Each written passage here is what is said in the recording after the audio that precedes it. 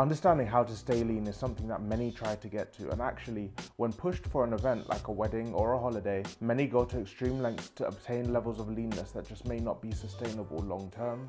Which begs the question, how do you stay lean all year round?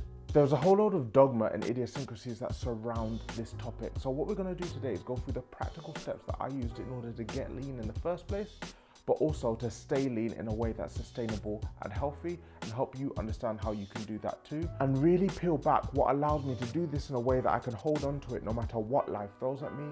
Let's get into it.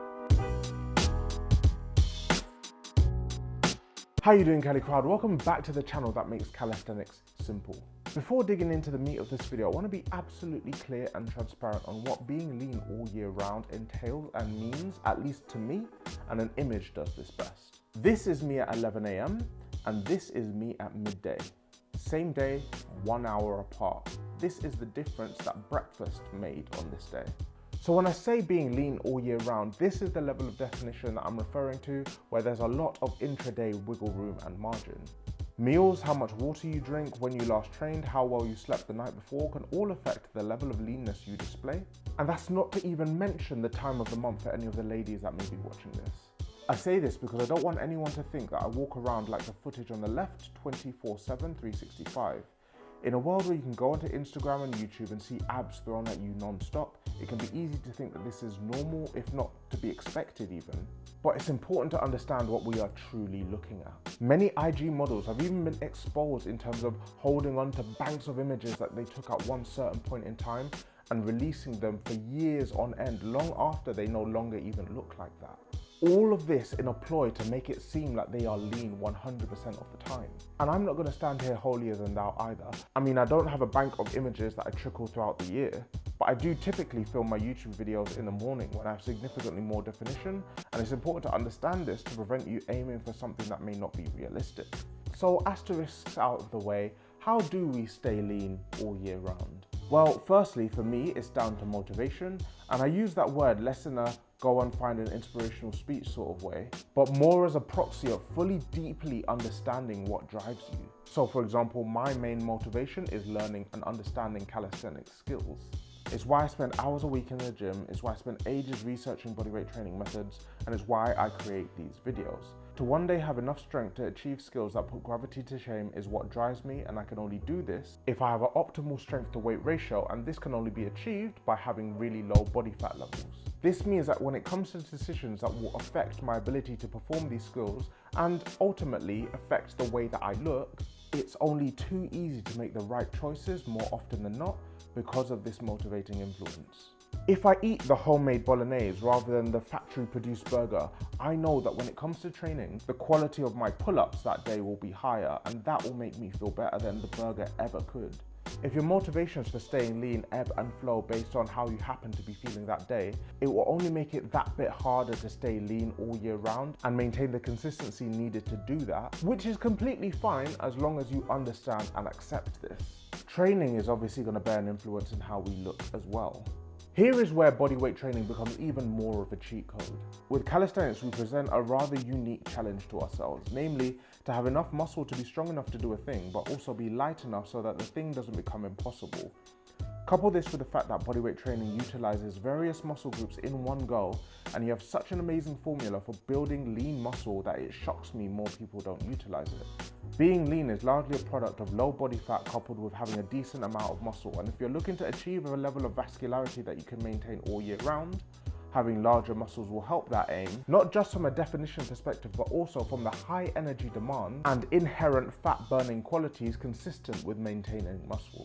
It's for this and many other reasons why I spend a lot of time training at the higher rep ranges associated with hypertrophy. While calisthenics strength is fundamentally my main goal, I certainly notice a difference when I tweak my training from the higher rep ranges down to the lower rep ranges more associated with strength. So negatives and low heavy reps compared to how defined I end up looking following a session when I'm pulling in the 8 to 12 rep range. Another aspect of staying lean appended to training is also your overall day-to-day activity levels. Now, you will never ever find me jogging in the street, and I think I've only ever been on a treadmill once in my life. But I am the sort of person that walks everywhere with my step count very rarely falling below the 12K mark. What you do in the gym is only a short snapshot of your life, and by incorporating more movement throughout the day, you will find yourself becoming more lean without even realizing it. Okay, we've been for a lot, but here comes the biggie. This is the point that fundamentally will cement how lean you're able to look throughout the year. And not only that, but if you can actually still function as a human being while being this lean, I'm obviously talking about our way of eating. In terms of how I eat to stay lean all year round, it ultimately comes down to 4 very simple things that I do on a day-to-day basis.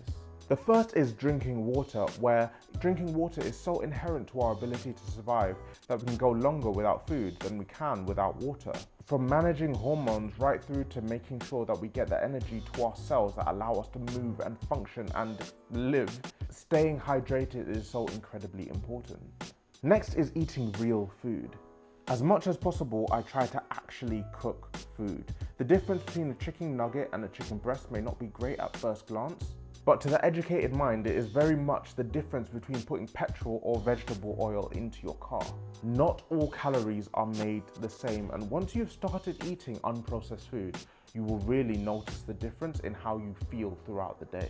This then shifts the knowledge of what we're putting into our bodies away from the companies that make the microwavable ready meals and through to us and what we happen to be putting in the saucepan at that moment in time when we're cooking. Very similar to the point on eating real food, the third thing that I stick to when it comes to eating is making sure that I'm eating loads of vegetables. I'm not overly prescriptive about this, but I know that if every day I can eat vegetables of various shapes and colours, I'm doing well for myself. This sounds extremely simplistic, but in general, vegetables are extremely nutrient dense as well as fibrous, which means I don't really have to worry about portion control, nor do I have to think too hard when it comes to micronutrients. And the last point that I have when it comes to the way of eating is making sure that I'm getting enough protein. I never realised how important protein was until I started training to a calisthenics methodology. If you're working to achieve advanced fitness goals that batter your muscles and connective tissue all while staying lean, you'll be hard pressed to do this without ensuring your protein intake is on point. Key to recovery and satiation is also one of the few areas where I discount on my principle of eating real food in terms of supplementation. Now, you may have the question with all this foodie talk on whether it's important to count calories.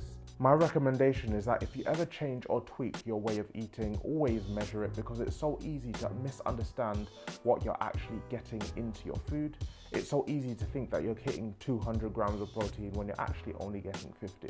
More to the point is that because of how being lean relates to overall weight, if you want to change your weight in order to maintain your definition goals, you may need to eat in a caloric deficit or surplus depending on where you happen to be at. And measuring your intake, at least initially, is going to be key in understanding that. Just a quick side note as well, I do intermittent fasting. Anybody that has seen the vlogs on this channel will know that I tend to start eating at about 12 and finish eating at about 8. This isn't because there's anything magical about eating within that specific time window. It's just what happens to work for me, and something that I know that I can make sure that I'm eating healthily and well, despite what my schedule happens to be doing that week. Crowd, this is how I personally manage to stay lean all year round, and I don't publish videos like this in order to introduce any dogma. This is just what happens to work for me.